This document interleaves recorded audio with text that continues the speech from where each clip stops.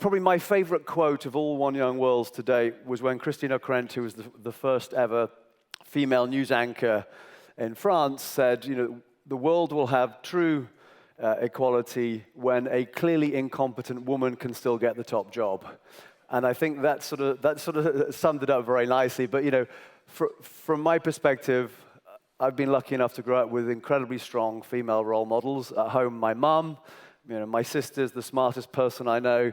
Kate Robertson was an amazing role model for me as I was growing up and coming through this industry. And I have, an amazing wife and two fantastic daughters, one of whom sitting up there. And I hope that she can grow up in a world where she doesn't have to worry about, equal opportunities in the workplace. She doesn't have to worry about the fact that if a woman speaks out and says she wants an education in certain countries, people try to kill her. So to kick off this very important session, and then I'll get out of the way, as we men should get better at, is a message from Sheryl Sandberg, who's done so much great work through her book, Lean In. And one particular really powerful thought for me was just the fact that we called little girls bossy and we never called little boys bossy. So we'll hear a message from Sheryl, and then Kate is going to run an amazing session. Please roll the video. Hi, everyone. I'm Sheryl, and I'm thrilled to be with all of you at One Young World, at least via video, to talk about your leadership in your generation. I'd like to thank David Jones and Kate Robertson for bringing together such an amazing group of young leaders to discuss the issues facing your generation, specifically the gender leadership gap. You are the generation that I believe will reach real equality, and it is the people in this room who are going to make it happen. I wrote Lean In because I think we need to focus on the challenges we have of getting to real equality and come up with real answers. I've had a chance to talk to people in different countries all over the world, and no matter where I go, I hear the same thing, that we expect men to be leaders and women to be nurturers, and that those expectations are holding all of us back, because women can lead just as well and men can nurture just as well. I've thought a lot about what we need to do to change this. We need policy change and institutional change, and we also need to speak up and address bias head on so that we can overcome it. We need voices that represent the entire population at the tables where decisions are made. That means full representation based on gender and full representation based on race. The good news is that we can all work together to get there. I really believe that one of the most effective ways to promote ourselves and our ambitions is with the support of our peers. Peers have proven to be incredibly effective, sometimes more effective than mentors can be. I know when I had career opportunities, when I was thinking about going to Google, thinking about going to Facebook, my mentors, who were older than I was, told me not to go, that those companies were never going to do well. It was my peers who understood Google and understood Facebook who told me that those were the right decisions and encouraged me to take those jobs. I think all of us can rely on each other and our peers to support each other and to reach our goals. We founded Lean In Circles with this in mind, and now we have over 20,000 Lean In Circles in 73 countries around the world. Circles are small groups, think 10 people, that get together once a month to learn and share together. Circle members help each other to be ambitious, to be explicit about what they want to accomplish, and not let themselves get held back by fear. I'm really excited that you'll be talking about Lean In Circles at a breakout session tomorrow with one of our amazing Lean In campus leaders, Alex. I encourage all of you to attend the session and join the conversation as we all work together toward a more equal world. All of you have already demonstrated great leadership in your home countries, and I can't wait to see what happens when you bring all of you together, create these strong networks in your lives across the world, because the world so badly needs you to change it. Keep leaning in, and have a great conference.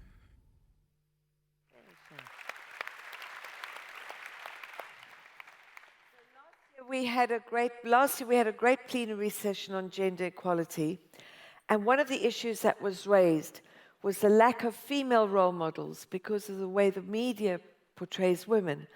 And I think over the years, and David was commenting on it to me yesterday, over the years at One Young World, we've often taken the criticism, and it is a justified criticism, that says that how come so many of the councillors are men? What's going on there?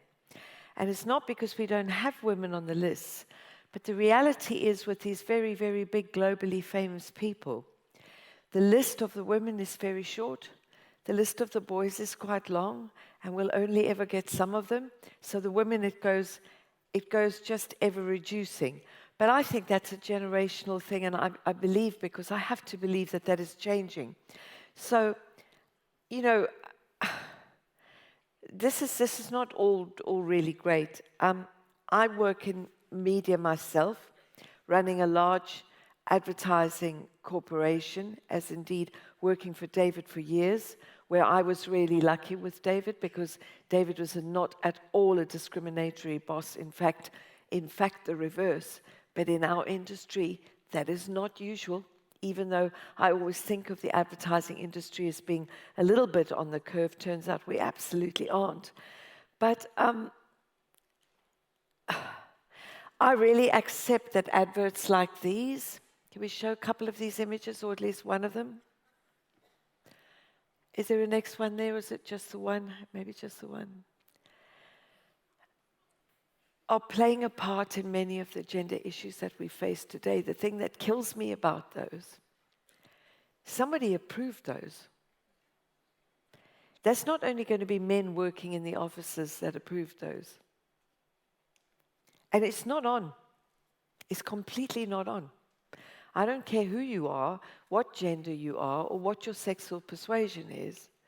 That stuff is just not on. So our session today, thank you.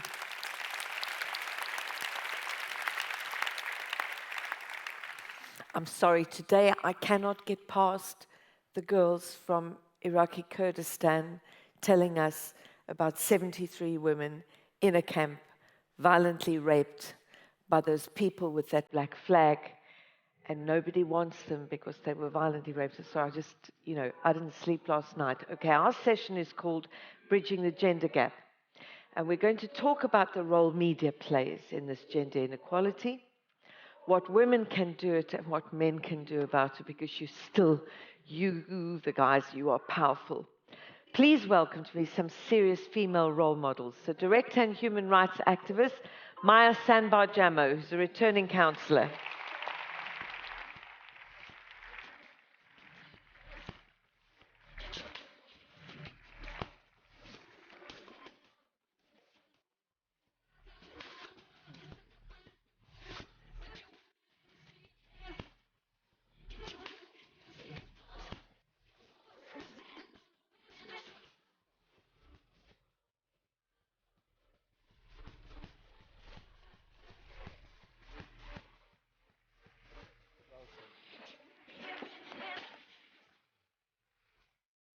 I feel strong already.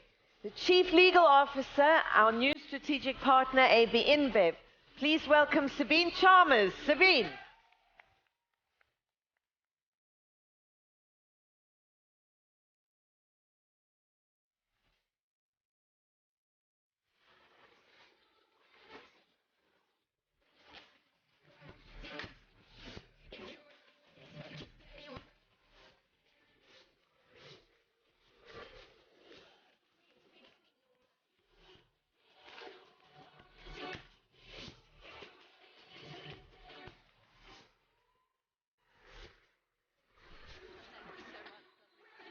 Hello.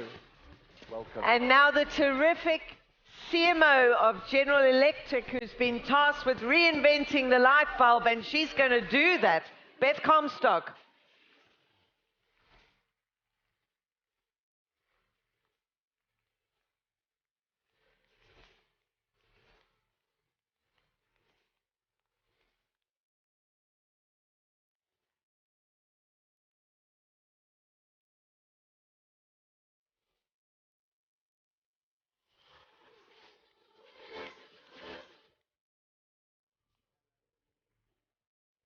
Welcome.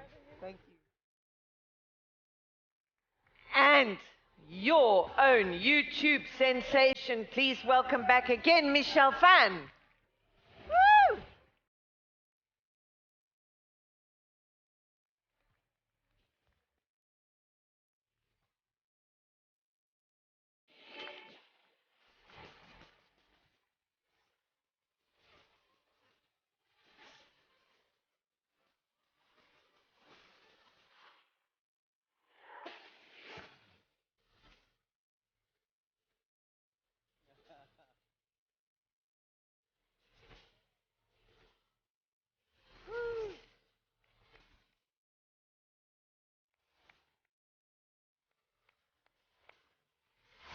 the star of one of America's most watched TV series, playing Rachel Zane in Suits, Meghan Markle.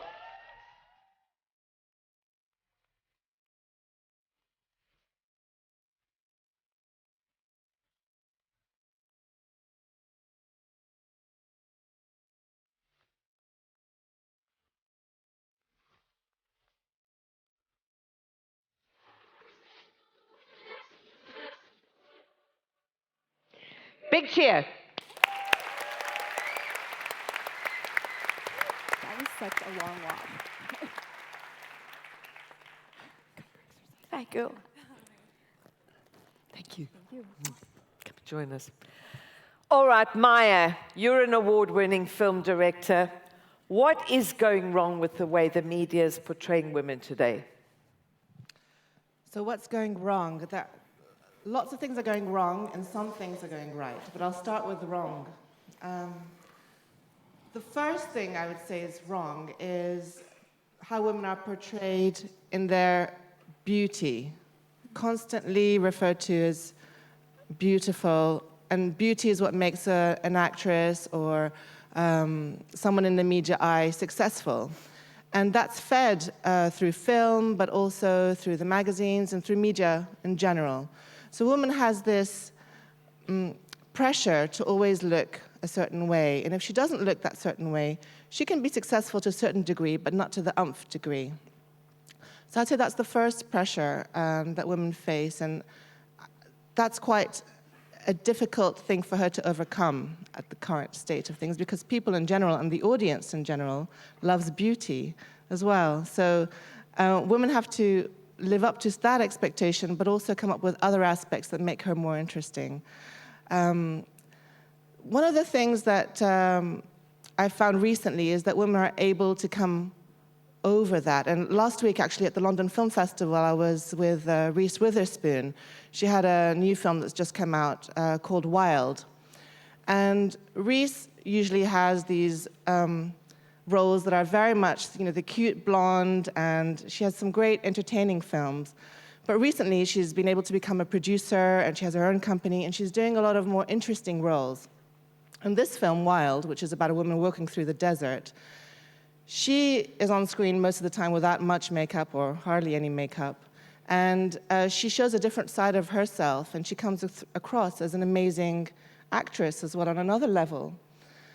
So she was telling me afterwards that she's been able to be able to do those roles because she was, at the beginning, successful and going into the mold, but then was able to break out of it. So I would say that media is an opportunity for women. People like to see women on screen, and it's important that women are on screen, that they show different sides of themselves. And they have to kind of beat the system.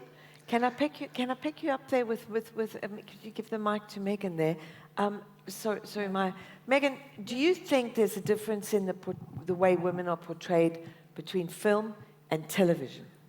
I don't think necessarily the portrayal is different, but I do think that the impact from television is significantly different than film. And by that I mean, if you see a movie star on the big screen, it still feels larger than life. It still feels in some ways removed. But when you're in someone's home on television, it's a very different thing in how it resonates, I think. So for example, if you saw Angelina Jolie walking down the street, you might not run right up to her and hug her because she still seems larger than life. But you see me, for example, while you're sitting at home every week in your sweats, eating food, and it feels like there's a familiarity. So I think that the role that I have, thankfully on the show, I'm really proud of Rachel on Suits and the choices she makes.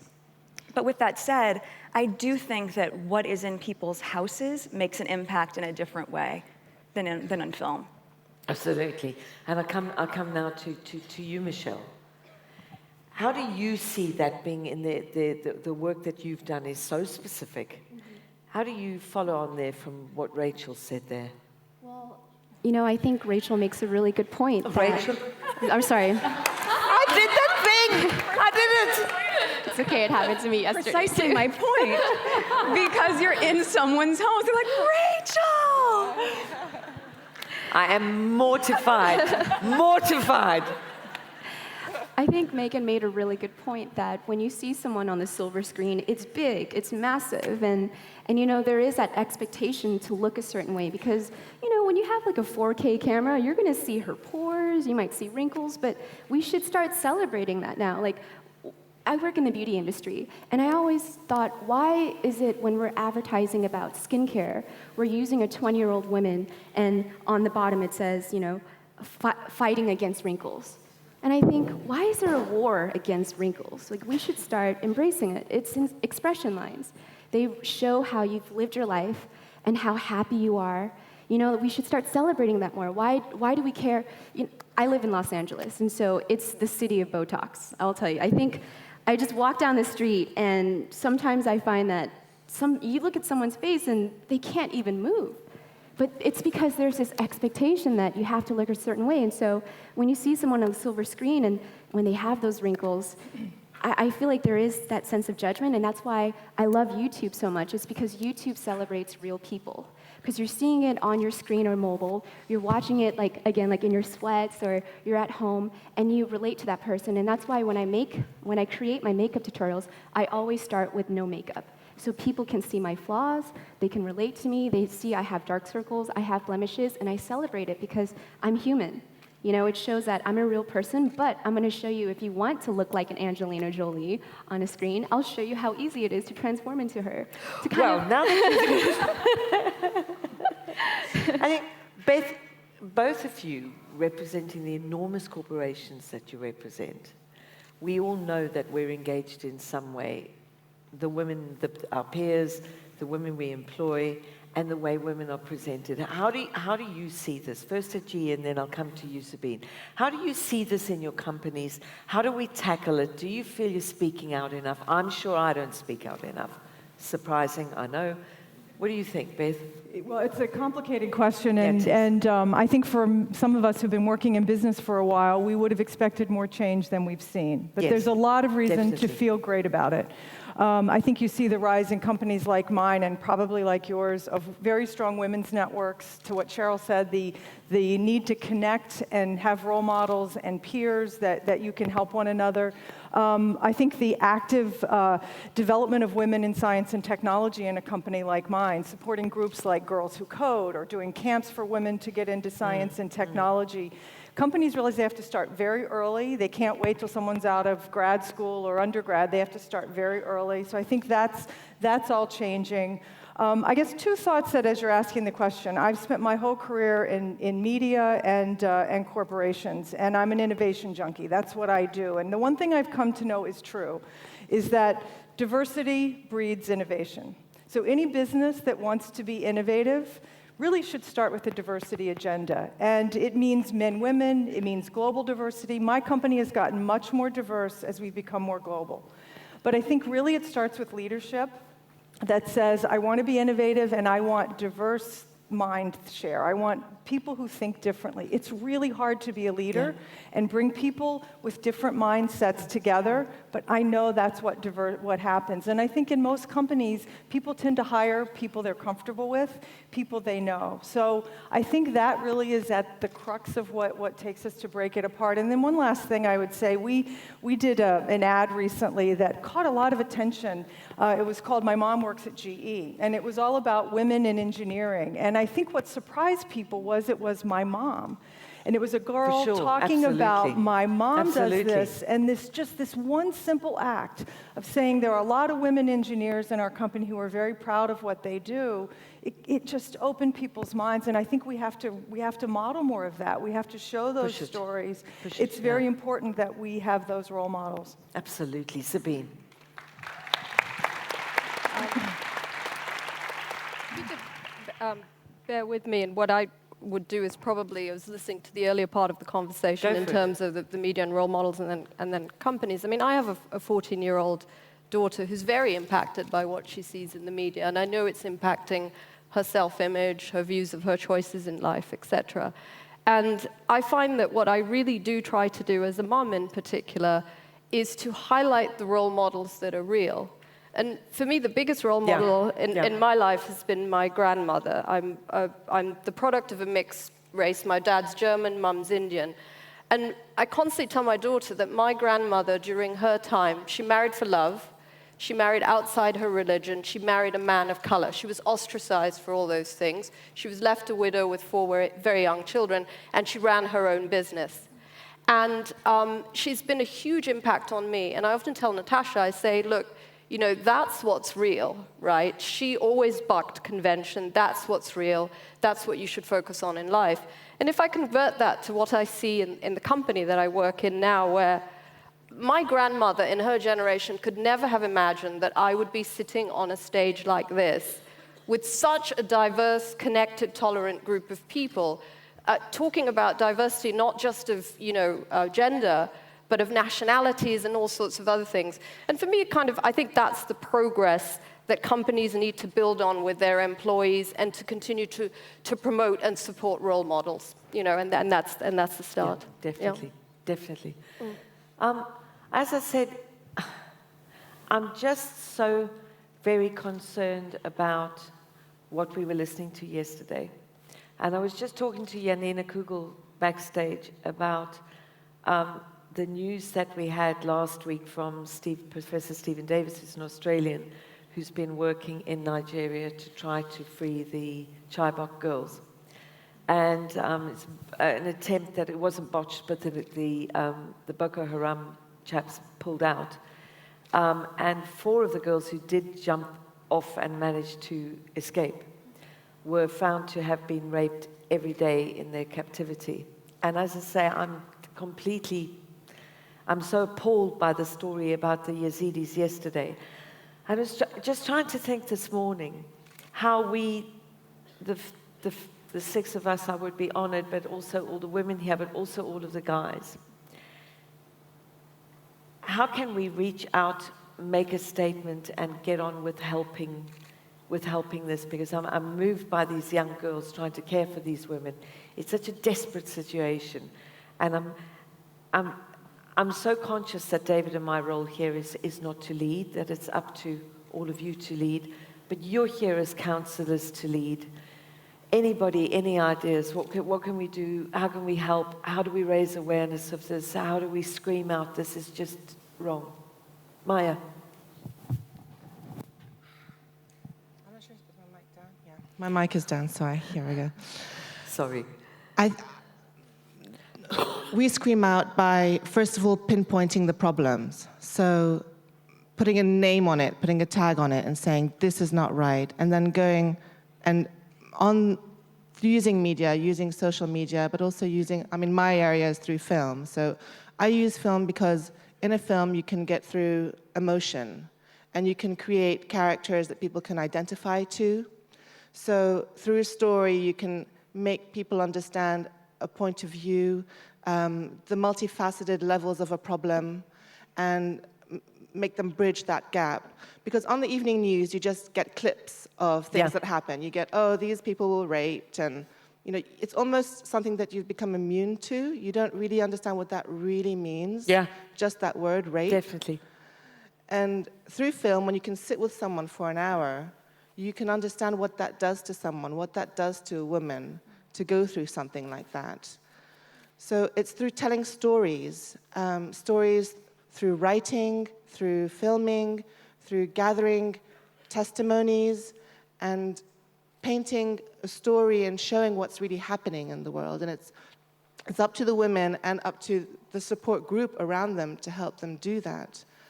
So to answer your question, it's really to shout out about what is wrong, to pinpoint it, because it's very important to be precise in what we say. Yeah. Not just generic, oh, women are treated unequally, women don't get opportunities just as much as men.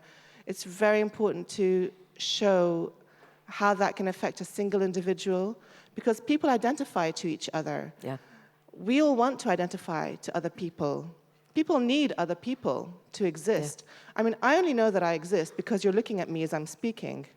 If you aren't looking back at me, I might just be a ghost or might not really be here. So when someone looks back at you and acknowledges you, that's when you know that you exist. And these women out there who sometimes are castrated from society, sometimes are told that they're not important, that they don't exist in their own right, Rape is a part of that, but there's so many different levels and ways that women are treated that makes them feel that they're not worthwhile.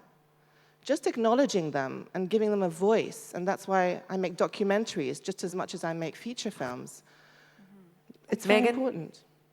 Meghan, I got it right. Meghan. Yes. You know, it's just sort of piggybacking on what both of you were saying. I think the challenge has come in that, look at Bring Back Our Girls, for example, right? Yeah. Which caught on Twitter, everywhere else, and it becomes so easy to just press retweet and feel as though you've done something. But how is that a call to action? How is that really sort of taking initiative? Yeah. Because at a certain point you go, bring back our girls. It's just vanished, but the girls are still gone. You know, so I think the challenge really, and that's where it's so exciting to be in this room with all of you, to be in I would think, the best think tank imaginable, where you can come up with solutions to say, how do we really put these things in action? How do we really go to the root of the problem, as opposed to falling into the very easy pattern of just jumping onto social media and feeling as though you've been a part of a cause and you've done your part. It's just not enough. So I think today and the rest of this week, our whole point here is, look, I don't know the solution for that. The story that I don't know if any of us do, but at least collectively we can start to think about how we can actually very specifically do something, taking into account the cultural context of places, right? I mean, as an American, I can't go to Afghanistan and assume that they are going to listen to me in the same way as a woman on the ground there can speak to the community. But I do know that if we all have that shared awareness of it, that hopefully we can become much closer to putting an end to things like that. Kate, you know, I would say I think we've hit on some very crisis. There's some great tools we have at our disposal to raise awareness and act on crisis. I think global institutions also have to play a long game. So companies like ours, some of our best leaders, our women leaders, are coming out of the Middle East, creating role models. Head of Qatar, Saudi Arabia, women in Iraq, doing really tough work, putting in power plants, doing healthcare. One of the things I'm very proud to be part of is a big effort we've led in Saudi Arabia for women in health, and it's led to a whole effort to employ thousands of women in Saudi Arabia in an institution that's just going to hire women in Saudi. Companies can do that. Now that takes time. Power. That's years to get to that point, Yes, but you have to make those commitments. You have to come out and say, we're going to hire 1,000 women in Saudi to staff this call center for the world. It's going to happen. And you have to hold yourself accountable. Fantastic. Sabine. Yeah, no, I often reflect on this in terms of what are the things that I can do personally. And I look at them in two ways. I would say, yes, absolutely. I think it is incredibly important that people, in whatever you do with your life, you know, whatever cause you follow, whatever company, you know, you're with, if you're a man, woman, you know, whatever nationality, that you do the most that you possibly can to role model the behavior that you want to see in that job. So if it's insisting that the organization you know, recruits women in different jurisdictions or promotes other types of initiatives, absolutely. I think, though, for me, one of the simplest ways to drive change and understanding around this is how you role model your own family life and your interaction with the people that you're with. And let me give you the very specific example of my case. I'm incredibly lucky in that I have a wonderful husband who was also a very successful lawyer. And when we had my daughter, he turned to me and he said, you know what, I want to be the nurturer, right? You're always going to be smarter than me. You're always going to earn more than me. You're going to travel the world. I'm going to support you. And I don't want you to have that guilt of worrying about not being the best mother that you possibly can. So I'm going to stay at home and I'm going to look after Natasha. And 10 years later, 14 years later, he's a great dad, and it works for us. It's a very personal choice. For me, the most powerful impact we've had on understanding is that my daughter has a completely different worldview of the roles that men and women can play in a partnership and what the future will look like. So, one personal example. And never forget the power that you have as role models for your children, for your sisters, for your brothers, for your parents, for your friends. Yeah. And what do you say, YouTube Queen? I really believe in the power of social media. I still do. And when you have powerful platforms like Kickstarter, where people collectively can work together towards a common goal and raise money and spread awareness, I really do believe that people can come together, raise that money, and that money can go towards building a safe house, providing jobs, providing shelter, providing people to go out and educating children and also others around the world. I also believe in education too, and that we need to start educating more and more people about just the problems that are happening all over the world. I mean, I did a video for this nonprofit called Love 146. It's a nonprofit that helps prevent child sex trafficking and also like global human trafficking. And I was able on my YouTube channel to create this video where I talked about it. I educated my viewers what human trafficking is and what they can do to prevent it. And if they don't have money to donate, what they can do is they can use their social media and draw on their hand Love 146 and send people to the website so that they can read about it, and perhaps their parents or someone they know or teachers can donate.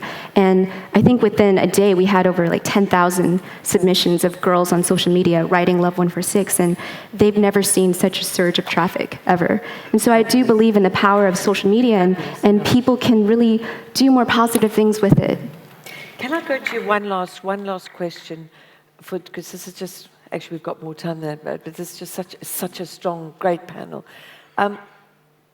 Going back and you saying now with your YouTube channel, just going back to our portrayal in the media, I wanted to ask the five of you and see maybe how can influence be used, women's influence and men's influence, on things like the music videos that are created. You know, we had a debate in the UK about 3 years ago where one of the politicians said something about little girls wearing inappropriate T-shirts or whatever it was, and we were called as an advertising agency to comment on this, and I don't want to excuse any of that stuff because, as I said, it's not okay. And I said, you know, advertising, we've definitely got a problem, but dear God Almighty, have you looked at the music industry and looked at those videos? Does anybody have a view on that? Because I can look at some stuff and go, that's a great riff, it's terrific music. I can get why a certain track last year was the track of the summer, and, you know, I'll jig along to it when I'm in the kitchen or whatever it was. And then somebody had to explain to me the words. And then I had the misfortune of watching about 4.5 seconds of the other video.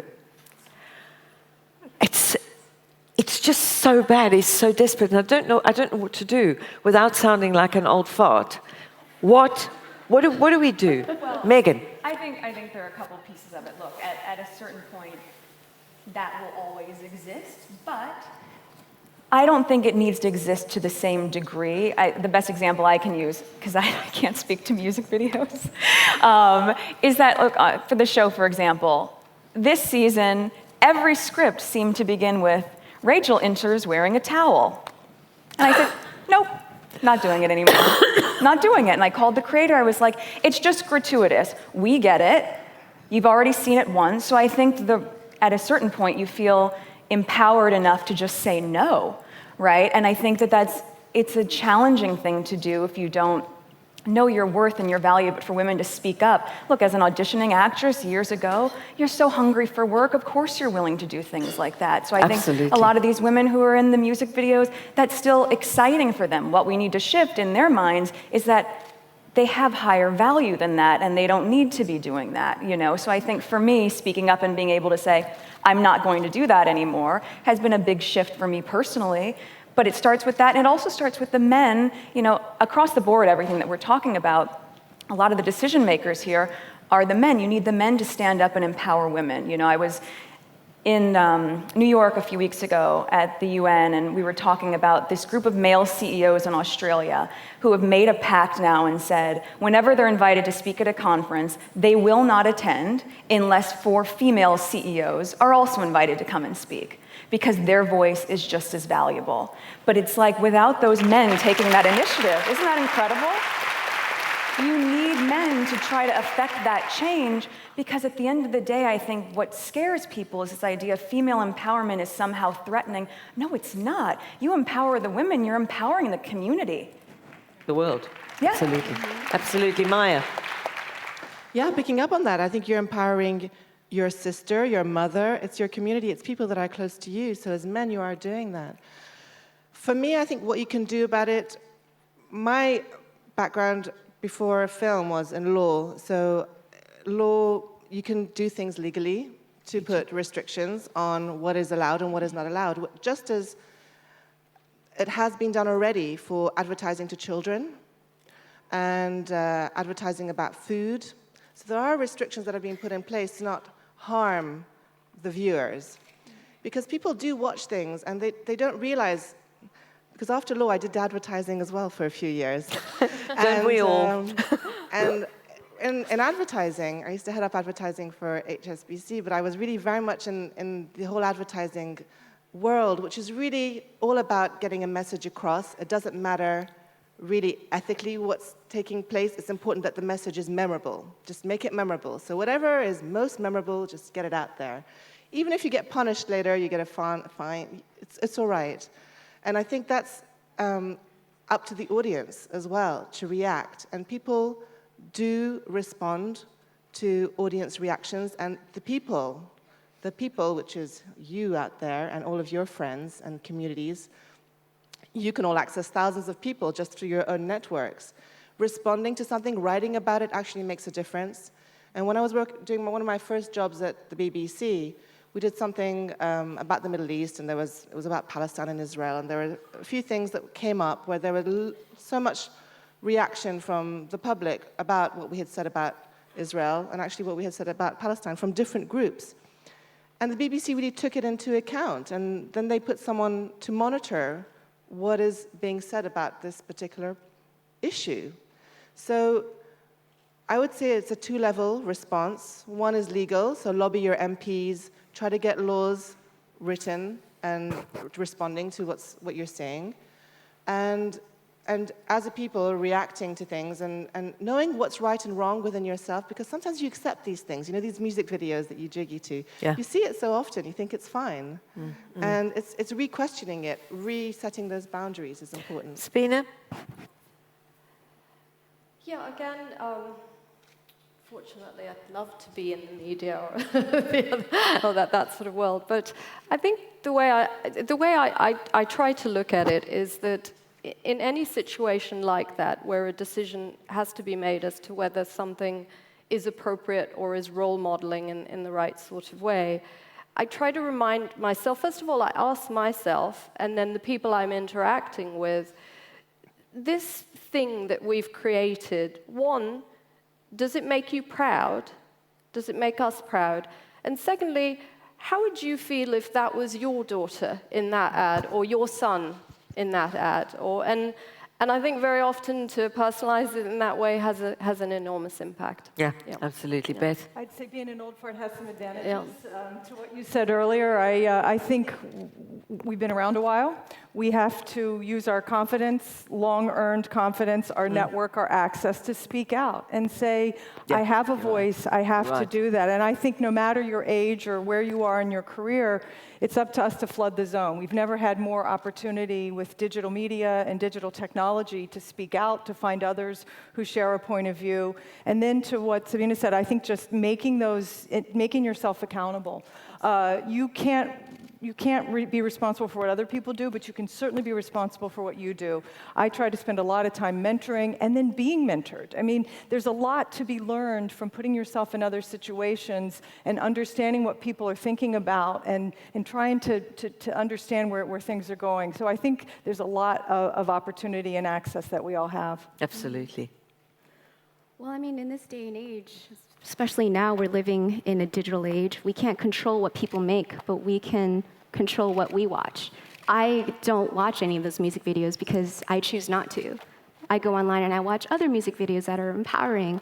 And so now we have a choice to not watch it. And so I think a lot of these music videos or movies that are more provocative or they're shining light on women in a bad way, if we're not giving them any views, they're not making any money, they're going to be like, well, maybe we should stop making this and we should start making more empowering content. So I think really the power is within us as consumers. Consumers now have much more power in the digital age than ever because we have a voice to speak up. It's no longer about having this television and the commercials and it's feeding us this. We now have a two-way dialogue where someone can just comment on a YouTube video or a Twitter account or an Instagram and say, this is really racist or this is really offensive. I don't like this, thumbs down. And everyone can see it. So I think the power is really within us, that we can actually make that change. And if we don't give them the views, and we start promoting more of the empowering content, I think that's when we can see the change. Fantastic. Wow. Wow, wow, wow, wow. So I see a couple of people at the mics, and we haven't got long, so don't anybody rush. Let's just do you guys that are there. Okay, so we're just going to do... Oi. Chaps. So listen. Oh, now we really go. Oh, hello. How do you want to do this? Okay. We can do one person at each mic, okay? Or you can do 30 seconds. But you have to do 30 seconds because otherwise I'm always the bad guy that made you sit down. Okay? So I'm going to do 2 here, 2 here, 2 there, 2 there. So that's 8. Okay? And you've really got to go for it. 2, 2, 2, 2. No, you mustn't look at me like that. It's not my fault. 2, 2, 2, and 2. 1, 2. 2 is 2. It's not 5. Oh, God. And 2. Okay. Okay. That's it. Okay, but you've got to do 30s. Okay, sweetheart, we'll do 2 here. Name where you're from, 30 seconds. Go. Hi, my name is McKenna Tatro, and I'm from the U.S. I also work in advertising, so I know how rough it can kind of be. I want to thank you guys for actually not degrading men in these talks, because often when we attend women's conferences, they're often put men down to pull women up, and I don't think that's the difference. I think it's really important that we work with them to get it at an equal line, and I just want to say thank you for not going that approach. So. Whoa, good and quick. You, sweetheart. Yeah, thank you, madam. This one. Hi, I'm Rosina. I live in Dubai, hail from India and Germany. I just want to ask you how, because you brought up the Saudi example, and I think Saudi Arabia is not an Islamic country, because you brought up the example, how do you suggest going against the government laws, restrictions, like in Saudi Arabia, like in Afghanistan, like also in, let's say, Dubai, when it comes to abuse of maids in the UAE? Terrific. Can I ask you, you guys, think through your answers and we'll come back, because I'll go racing round. Okay, we'll do 2 here. Sorry, chaps, just 2. Okay. Morning, my name is Kaoru Nagasawa. I'm from Japan. In Japan now, women is not occupying important position. Then the Prime Minister, Abe Shinzo, is trying to increase the number of women directors now. They're trying to make it up to 30%. It's 0.7% in Japan now. It's so low. Then, but do you think is it effective way to spot only the number percentage to improve the status of women in society? Good, thank you so much. You, sweetheart? Also from Japan? Yes. Yeah? Well, thank you very much for inspiring talks. I'm Yukari Kayama from Japan, and I just would like to thank and would like to introduce and share the quotes from Masako Mori. She's a Minister of State for Declining Birth Rate and Consumer Affairs. She says, there is a large, invisible, and transparent wall between men and women. What we're trying to do is not to compete or conflict with each other, but to cooperate, take each other's hands, and spread a wall to make it visible. And then find ways to break and overcome the wall. So as she mentioned in the previous question, I think it's one of the roles for the youth to try, take hands together and tackle for the wall. So I really inspire with the talks for you today, and thank you very much. Excellent. Okay, we're going up here to... Okay. It's here. Hello. Hi, I'm Christine. I'm from Germany. I'm working in the automotive industry, which I can tell you is a real man's world. And I experienced that a reason for the gender gap is like also on the women's side that we have like 2 hearts beating in our chest that we would like to be a good mother and a businesswoman. And Sabine, thank you for your great example that one solution could be finding a great man who supports you.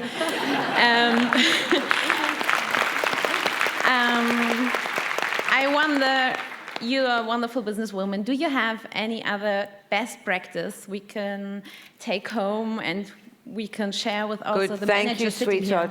Thank you, sweetheart. One more on that mic.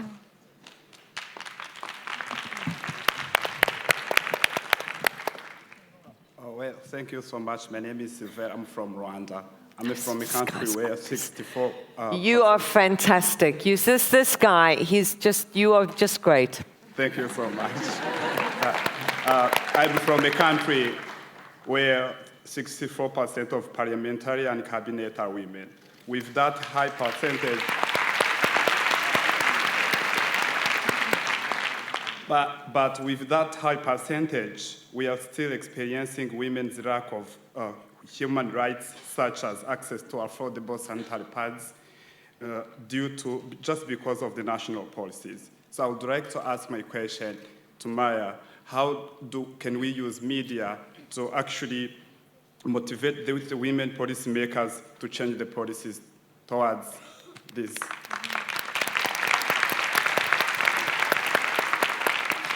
Those are people who don't know you. This is a person from a rural area in Rwanda who was worried about his sisters not being able to go to school when they were menstruating. So he found out how to make sanitary towels from banana fiber, and now he does it. He manufactures for whole villages to keep girls in school.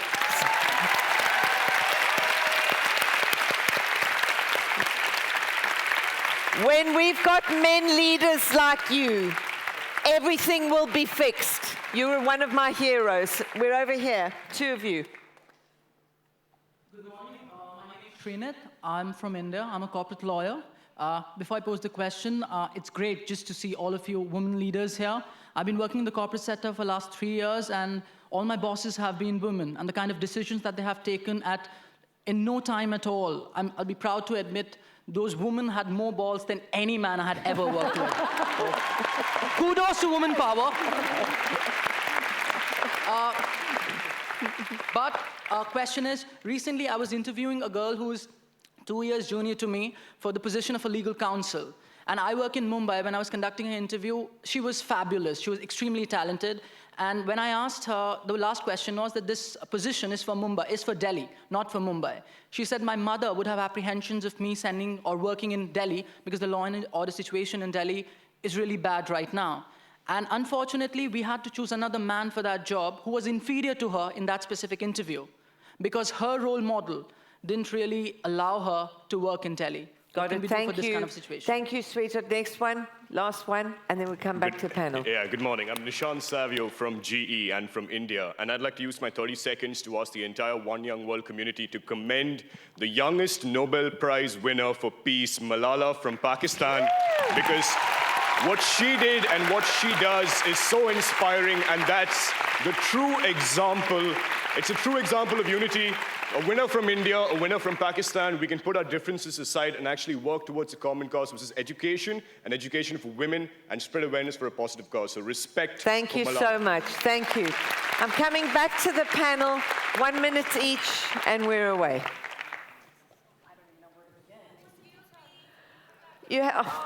So I'm sorry, we haven't got a mic over there. Do you want to shout from there? Just the two of you. Okay, go. Yeah, we can hear you. This acoustic is fantastic, actually.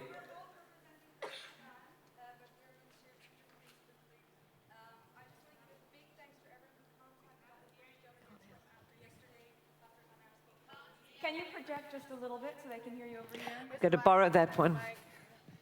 Sorry, there was supposed to be a mic for you. Come, run. Thanks, Rosa.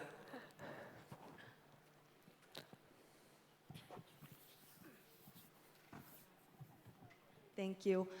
Just a big thanks to everyone who contacted all the Kurdish delegates after everyone found out about the Yazidi women and what is happening in our country, and to our women and children.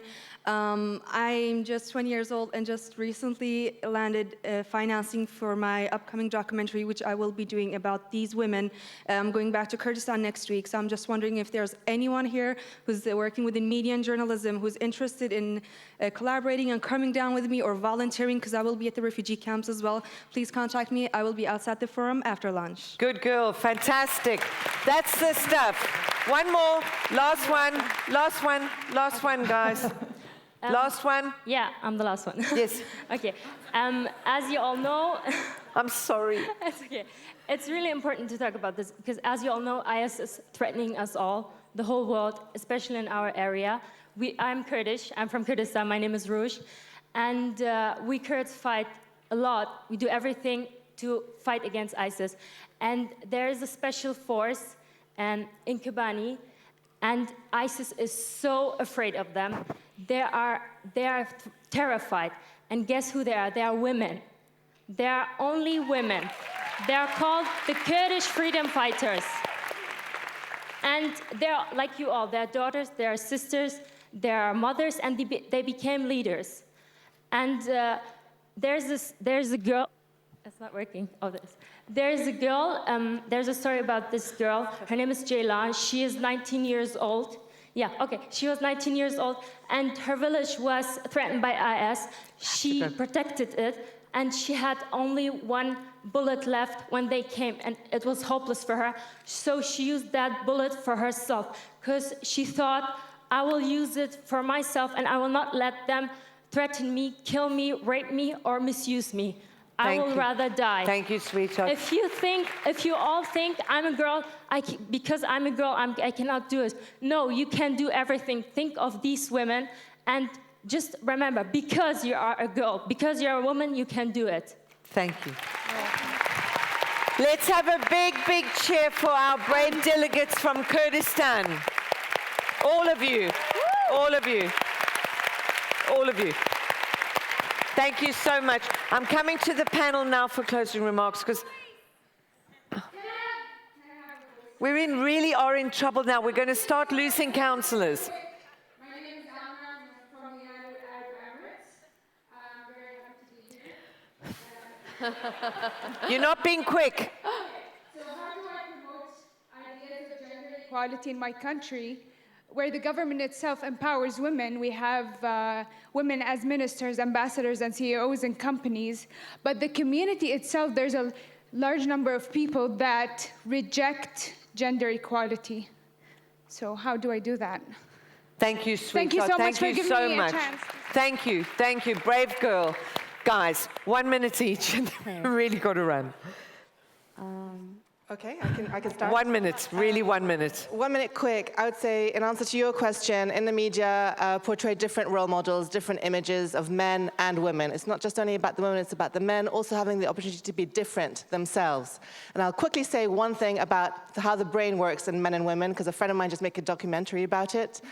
Men have, in adulthood, it goes from back to front. Action is all about action.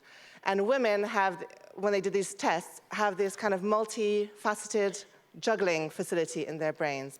And apparently this doesn't exist in childhood. In adolescence, it all changes in the brain. Have to move. Oh, yes, I know. Have to move. I would just say that when you grow up and have children, give your boys and your girls different toys to play with. Boys don't only have to play with cars, and girls don't only have to play with dolls. Megan.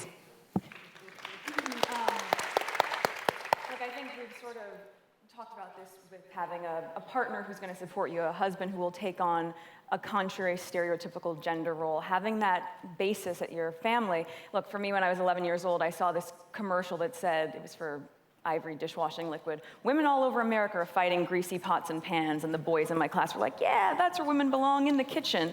Now, it was my dad, when I went home and shared my frustration about that, it was my father who said, well, if that upsets you, you should do something about it. And I wrote letters to Gloria Allred and Hillary Clinton and Linda Ellerbee and Procter & Gamble, and they changed the commercial to people all over America. Now, with that said, I think no matter how small your voice may feel, if you have someone that's encouraging encouraging you to make that change, specifically, this is an example of men really helping to uplift women, then I think anything is possible, because with my small voice at 11 years old, we could do it. So I can only imagine what all of you are going to be able to do. Terrific.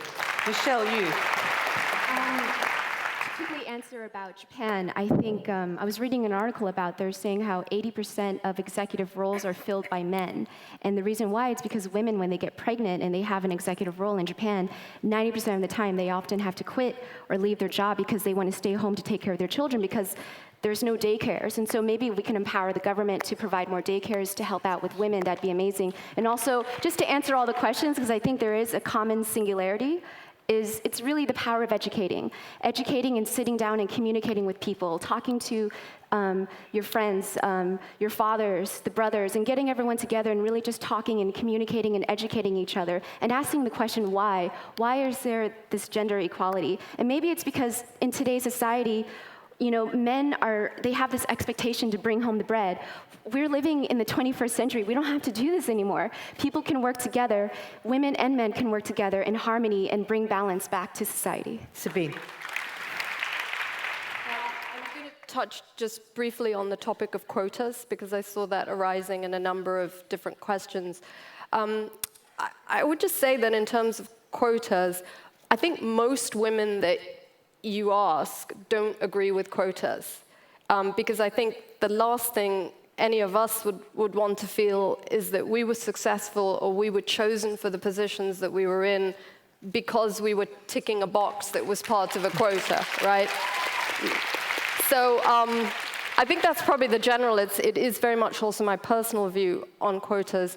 However, one thing I am very in favor of is any type of system that ensures that for any opportunity in life, there is encouragement to consider as diverse a slate of candidates or possibilities as possible, be it men, women, different nationalities, different colors, this, that, and the other. Because I think that just promotes a different perspective so that you're not constantly recruiting in your own likeness, and also, you know, a better understanding and mix of talents. Absolutely. Yeah. Beth, take us out. So one word, confidence. I think confidence in yourself, that being different can be powerful. When I've struggled in my career, it's because I lacked confidence. Confidence that other people with differences can do a good job. When opportunities have perhaps not been there for me, it's because either others lack confidence in my difference or I wasn't allowing them to see it. Someone asked about what can you do in governments where maybe there aren't as many opportunities. I think as a company, you have to have confidence. We have jobs. Jobs are a great currency in any country, and confidence to say we want a diverse workforce, that's what we stand for. So at the end of the day, confidence that difference matters. Fabulous. You please give a huge round of applause to this fantastic panel. Thank you, guys.